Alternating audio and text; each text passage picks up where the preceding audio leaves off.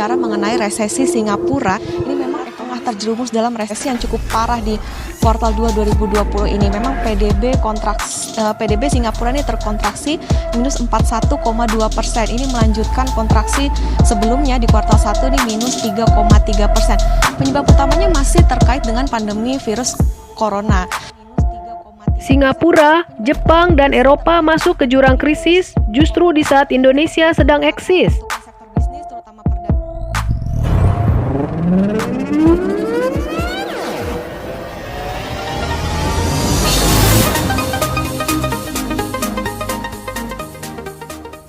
umumnya yang memang ada secara klinis membutuhkan perawatan karena memang mereka memiliki penyakit paru-paru. Singapura resmi masuk jurang resesi terlihat dari angka realisasi pertumbuhan ekonominya. Hal ini disebut-sebut mirip dengan kejatuhan krisis keuangan Asia pada tahun 1997-1998. Dan khusus kontraksi pertumbuhan ekonomi di kuartal 2 merupakan angka kuartalan terparah sejak Singapura merdeka. Ekonomi Singapura resmi terjerumus ke dalam resesi akibat dampak circuit breaker atau pembatasan sosial terhadap bisnis dan pengeluaran retail.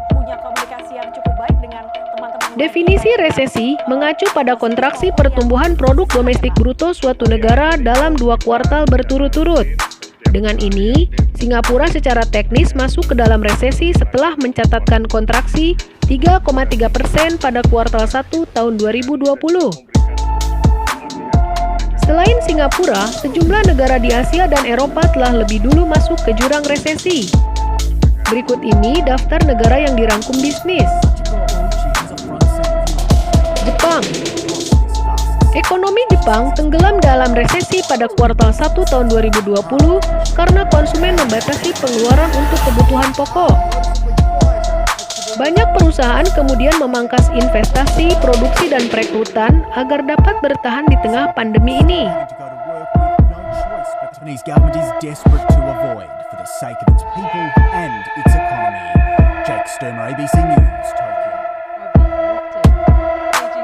Hong Kong.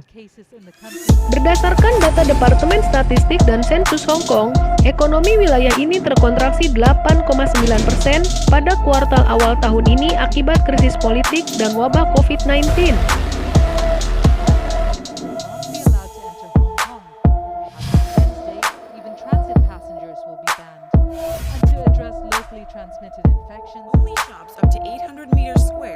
Jerman.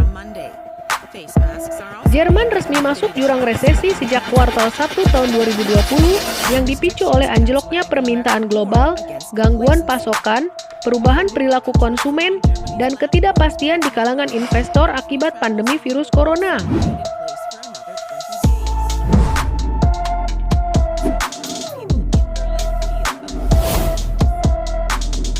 Prancis. Wabah COVID-19 memorak-porandakan perekonomian Prancis dengan kegiatan yang tidak penting ditutup sejak pertengahan Maret.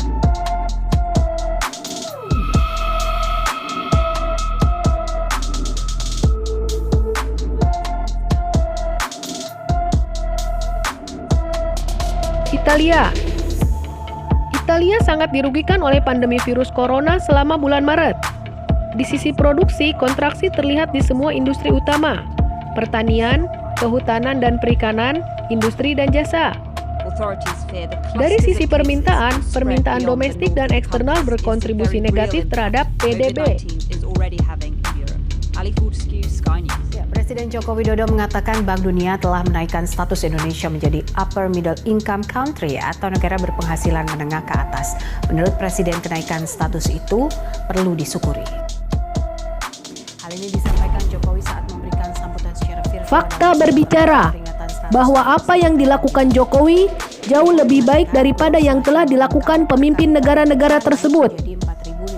Bahkan banyak dibicarakan walau secara bergurau bahwa rakyat Amerika meminta agar Donald Trump ditukarkan saja dengan Jokowi. Silahkan menilai sendiri.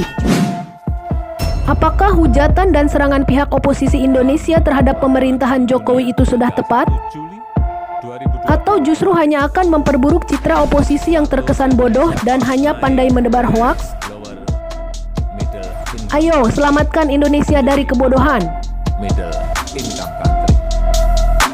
Gross national income per kapita Indonesia